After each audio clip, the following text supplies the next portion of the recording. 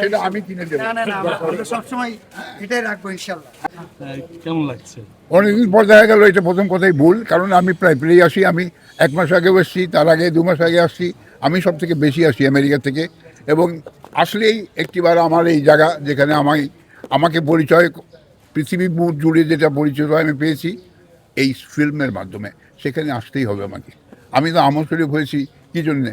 চলচ্চিত্রে এসে চলচ্চিত্র কাজ করে, তবে আমাকে আজকে সারা পৃথিবীর লোক চেনে। 19 কোটি লোক চেনা তো যাতা কথা না, এবং সেটাই আমি মনে রাখি। অনেকে বলেন জানি না কেন, কি অভিমান, না কিছুই পাইনি ফিল্ম থেকে, কিছুই আমি দেয়নি। জিনিসটা খুব ভুল। এইটাই আমাদেরকে পৃথিবী চিনিয়েছে। পৃথিবী আমি ব্যাপী নাম আমার আছে, আজকে ইন্ডিয়াতে চেনে, নেপালে চেনে, বাংলাদেশ চেনে, পাকিস্তান চেনে। আমি এই দেশগুলোতে কাজ করেছি। তাহলে এতগুলো জায়গায় যদি পরিচিত হই, টাকাটা বড় না এই পরিচিতি বড়? আমার কাছে কিন্তু এই পরিচিতি বড়, ভালোবাসা বড়, দর্শকরা বড় আমার কাছে। টাকা অনেকেই ইচ্ছা করলে, ব্যবসা করলে কামাতে পারে, কিন্তু কেউ আমল শরীফ হতে পারবে না। আমি এইটুকু বিশ্বাস করি, যার জন্যে আমি সেইটা নিয়ে চলি। আর এখানে আসবই যতক্ষণ এই দেহের মধ্যে প্রাণটা আছে, ততক্ষণ আমি এখানে আসবো। নির্বাচন অবশ্যই, আমি যেটা অনুরোধ করেছি একটু আগেই, 2 দলের সভাপতি, সাধারণ সম্পাদক, তাদেরকে একটি কথাই বলেছি যে খেলা, নির্বাচন মানে গেম, স্পোর্টস। খেলা করলে একজন হারলে তবে একজন জিতবে, একজন জিতলে একজন হারতে হবে। হার জিত এটা কোনো ব্যাপার না। আমরা অবশ্যই একটা উৎসব মুখর পরিবেশে ইলেকশন করব, করে যে হারি সে যে জিতবে সে যে তাকে মালা পরিয়ে দেবে, তাহলে পরে আমি সার্থক। আমি সেটাই রিকোয়েস্ট করেছি যে এইটুকু যেন হয়, যেন আমাদের মধ্যে কোনো ভুল বোঝাবুঝি নাই। নির্বাচন করছি, ঠিক আছে, নির্বাচন হবে, বাকি শেষ হয়ে যাবে সব। সুন্দরভাবে নির্বাচন হোক, সবাই আনন্দমুখর অবস্থায় নির্বাচন করুক, এটাই আমি চাইবো। ভাইয়া, দীর্ঘদিন শিল্পী সমিতির নেতৃত্ব দিয়েছেন আপনি, আমরা জানি, সবাই জানে। তো সেক্ষেত্রে কেউ না কেউ তো আসলে পাস করবে। কেমন চাচ্ছেন আসলে নেতৃত্বটা কেমন হোক? বা আপনি তো একটা কথাই আমার নেতৃত্বের বিষয়ে এটাই, যে কেউ অসুস্থ হলো, কারো কষ্টে আছে, কারো বাচ্চা হয়তো বাড়িতে নিয়ে অনেক কষ্টে আছে, তাদের পাশে দাঁড়ানো। যেটা আমার কনস্টিটিউশনে একটি কথা লেখা আছে, আমার হাতে এই কনস্টিটিউশনটা আমি লিখেছিলাম, যে শিল্পীদের স্বার্থ সংরক্ষণ করাটাই প্রধান দায়িত্ব। সেইটুকুই যেন করে, এটা হচ্ছে আমার কথা। যে কাউকে নিয়ে হাজার হাজার টাকা দিতে হবে, নট দ্যাট।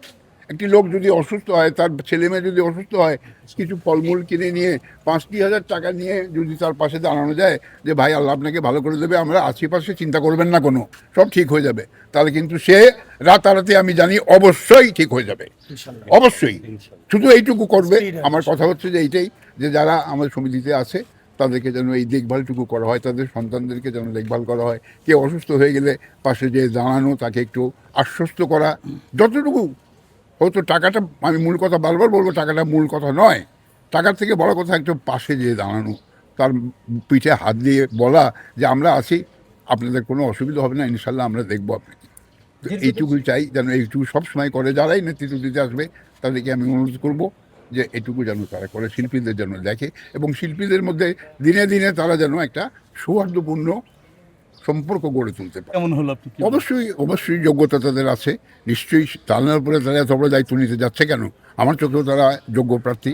এখন এটা ডিপেন্ড করছে একটাই জায়গা, সেটা হচ্ছে যে এই সমিতির যারা সদস্য তারা বেছে নেবে প্রকৃত কে কিভাবে তাদের যোগ্যতা দিয়ে তাদের পাশে থাকতে পারবে বা সমিতির উন্নয়ন করতে পারবে, তারা দেখবে। কারণ আমি এই মুহূর্তে অনেক দূরে থাকি, তারপরেও আমি কিন্তু আসি, যখনই হয়ে আসি, যখনই পারি সময় দিই, যতটুকু পারি সবাইকে আমার মনের কথা বলি।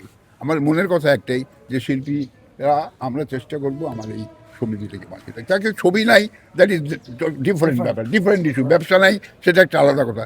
সমিতি তো আছে, সমিতির কিছু সদস্য তো আছে, তো তাদেরকে আমরা ফেলে দেবো কেন? তাদেরকে দেখতেই হবে, তাদের পাশে থাকতেই হবে, তাদের সঙ্গে সবসময় সম্পর্ক রাখতে হবে, এবং তারাও এই সমিতিকে ভালোবাসবে। শুধু একতরফা না, আমি চাই যারা নেতৃত্ব দিচ্ছে শুধু তাদের দায়িত্ব না, যারা এই সদস্যরা তারাও সমানভাবে, মানে সমানভাবে তাদেরকে ওই সমিতিকে দেখতে হবে, বা যারা নেতৃত্ব দিচ্ছে তাদেরকে দেখতে হবে, যে না আমাদেরও তাদের সঙ্গে থাকা উচিত।